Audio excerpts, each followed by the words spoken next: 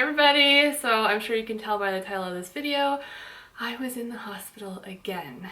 I can't even believe it. The last 6 months have just been insane. So I thought I would do a bit of an update video again. This is the third time I've been in the hospital in 6 months, and this is for a third reason. So not the same reasons as the past 2 times, which is just mind-blowing. If you follow me on Instagram, then you probably already have an idea of what's going on, but I wanted to just kind of elaborate on that. And plus, I do have a lot of pre-recorded videos about to come up in the next week or so, so I didn't want you to be confused, like, how is she home already and putting up all these videos. I do a lot of pre-recording, and that's actually good considering all the times I've been in the hospital, because then I don't have to come back and rush into doing videos. But yeah, I just thought I'd give you guys an update about what happened. So I actually only came home from the hospital yesterday, so today is my first day, full day home. I'm pretty tired. I did manage to put on makeup. I'm obviously filming for you guys here, but I'm probably going to take a nap after this. But just wanted to my channel, I show you the good and the bad, and even on Instagram as well, of things that are going on in my life. I feel like you guys have followed my journey and through all the ups and downs. So this video is a hard one to talk about because it's a bit of a TMI subject, and I don't think I'm going to get too much into detail because it is so TMI, but yeah, so I'm gonna jump to it now because I'm rambling. 2 weeks ago, I was doing really well, okay? I was doing really well as far as all the other reasons I was in the hospital. If you're following me, I was having a really good week, and I started to have some digestional issues. Now, if you followed my pregnancy with Cassidy, you'll know that I was diagnosed with ulcerative proctitis when I was pregnant with her, and since then it's been under control with a medication that I only take when it flares up, and it really hasn't been much of a big deal. Proctitis it's in the realm of ulcerative colitis. It's the most minimal one and the easiest to treat, and not the worst one, if that makes sense. Since I had her, and in the last 6 months or so, I have been having some flare-ups with that here and there, but as soon as I take the medication, it goes away. I just kind of chalked it up to the fact that I've been dealing with a lot of stress, as you guys have seen, so I just didn't really think anything of it. So as the week went on, my digestional issues, we'll leave it at that, got worse and worse and worse, to the point where I could not leave my house. I couldn't leave the bathroom, essentially, day and night. It was extreme. If you can imagine extreme, it was beyond extreme, and I was trying everything in my power to make it stop. I was eating the brat diet. I even saw my naturopath, and she gave me, it's basically clay, anything to kind of like block up the system, stop what was happening, and I thought for sure that would work. I saw her on the Monday, so this went on for like 6 days, and then I saw her on the Monday, tried it, and it did nothing, absolutely nothing. I've never seen anything like that before. And then the next day I woke up and I was so sick, like literally food just went right through me, if that makes sense, like, but completely. I wasn't absorbing anything at all, and I was worried about getting dehydrated, and I was just so sick. So then last Tuesday, a week ago today, I had to do something. I was debating, do I call my just normal GP doctor, or do I call my GI specialist, my gastroenterologist? And the reason I was debating is because I still didn't know what was wrong with me. I thought maybe I got like a parasite or a bug or something, or I thought maybe I was dealing with a medication reaction. So I didn't know that the GI doctor would really be the right fit. But my general doctor as well, I figured, I don't know. I figured she'd just send me for a sample, like send me her blood work, and then I'd still be waiting. So in the end, I made the right call. I called my specialist, and usually it takes, several weeks to get in with her. And I told the receptionist what was going on, and she asked me to come in the next day, which was last Wednesday, which was so amazing, because if she hadn't gotten me in that day, I would have ended up in the ER. So I hobbled my way to her office. Harrison took the day off again and took me in there, and I could barely walk. I was hunched over. It was so painful. I mean, I'm not going to go into all the symptoms, but it was really, really bad. And I was describing it to her, and she said, well, she actually said to me, it's possible that your pain and everything is just from all the anxiety you've been dealing with. She said, but I am on call in the hospital today. Can you come by at 1:30 for a colonoscopy? So at this point I was kind of shocked. I was not expecting to go into colonoscopy that day. Clearly I didn't have to do any prep given my situation, but I headed to the hospital. My mom took me because Harrison was home with the kids, and I didn't expect anything to come out of the results because, I mean, I'd only been sick for 9 days. She even said that it's only been 9 days and it could just be anxiety. Again, I thought I had a parasite or something. I thought that they would do the scope and then nothing would come of it. I feel like this story could be like, I don't know, at least 10 story times in one, because I have so many stories in this story, if that makes sense. So I'm gonna just kind of brush over everything, but if you want more in-depth details about things, especially my roommates, because that was just ridiculous, let me know. But okay, so when I did my sigmoidoscopy when I was pregnant, which is basically half a colonoscopy, I did it without sedation because I was pregnant. And it wasn't fun, but I did it. And I really don't like being sedated. And it's not even full sedation, it's like twilight sedation, so you're still somewhat awake. But I asked her if I could do it without that.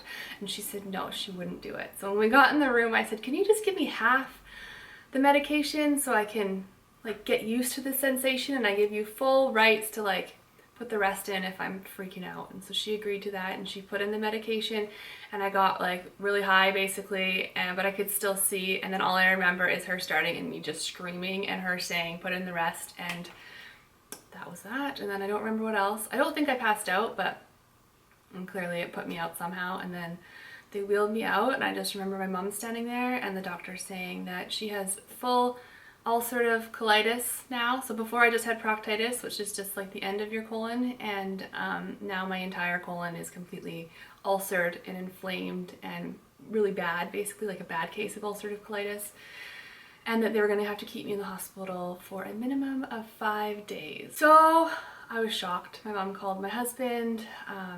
They made arrangements to figure things out. I was wheeled up to a room. It was like a medicine ward, and started on really high dose of strong steroids, an IV, went through a whole bunch of testing. The first night in hospital was probably one of the scariest nights I've ever had.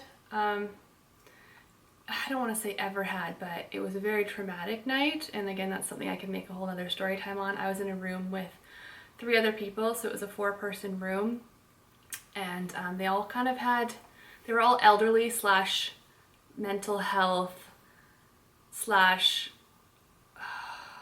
I don't even know the word for it, but like one of them had bed sores, for example, and there was a lot of screaming and a lot of, it was just absolutely traumatizing. At one point I just got up out of bed and I had to leave the room, and I had to walk to the other end of the ward because I couldn't listen to, it sounded like torture basically. So yes, that's a whole nother story. That night was, I didn't sleep that whole night. And I was really scared at this point because from walking on the ward, like I was in a medicine ward, so it could be anybody, any age, but it was basically a geriatric ward slash mental health.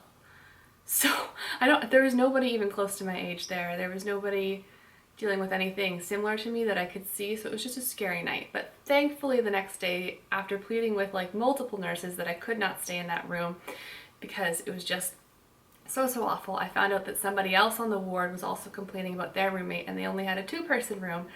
And after lots of negotiation, they decided to take the bad person from the 2-person room and put them in my spot, and I got to join the other guy, who actually ended up being an ex-cop. He was 67. He was such a sweet man. He definitely, if I didn't have him in this past 5 days, I don't know if I would have gotten through the past 5 days in the hospital. And the amazing thing is that he's actually dealing with the same thing I was. He had the colonoscopy right before me, found out exactly the same news. So we got to share a room. We understood each other's situation, and got to know each other quite well. And he was a very chatty man, a very sweet man, and I'm just glad I got to spend the 5 days with him. Anyways, like I said, I could tell lots more stories on the whole hospital situation, but I was there for 5 days on really high steroids, and my blood work started to get better and things started to calm down, and they released me yesterday. And basically now I have ulcerative colitis, and it's an autoimmune disease, and it's not curable, but it is treatable, similar to celiac disease. I have celiacs, that's the small intestine. Now I have ulcerative colitis, that's the large intestine.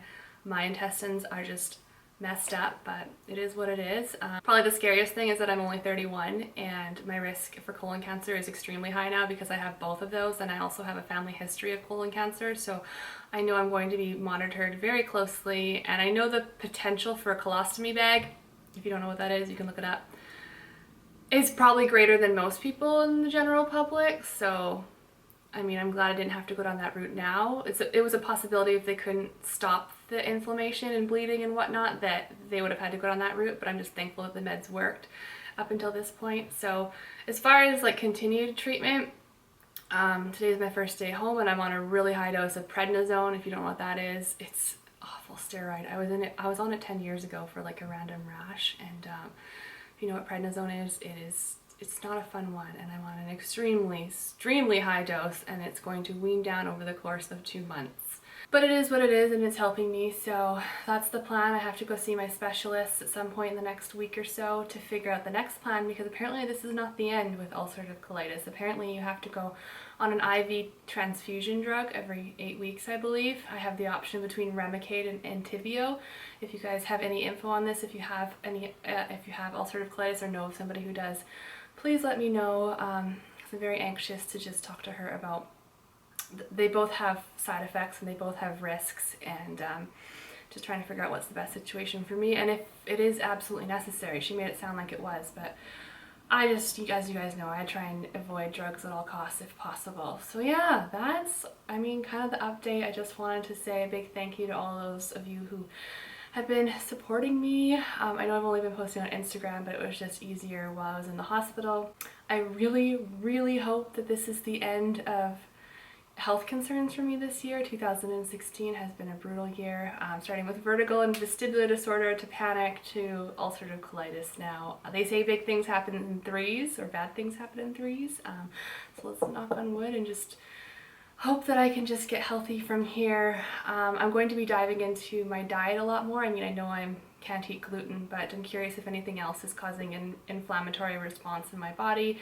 So I'm going to be doing some testing and some more just interesting things. So if you guys want updates on that, the testing and the places I'm going to be visiting, just to kind of get to the bottom of my health, because I think I have a very particular body and a very particular digestive system, and I need to research as much as I can so I can stay as healthy as I can for as long as I can. If you guys have any questions, please let me know. And if you're struggling as well with health concerns, just know that you're not alone. It's one of the reasons I'm sharing. I'm here, I'm struggling, but you just take day by day, and not every day is a good day, but the next day is going to be better. So yeah, I think that's about it on this update. Like I say, you'll see some videos that were pre-recorded coming up, and then hopefully once I feel better I can get back into day in the life videos and more fun videos that I was doing previously once I feel better. So thank you so much for watching. Bye!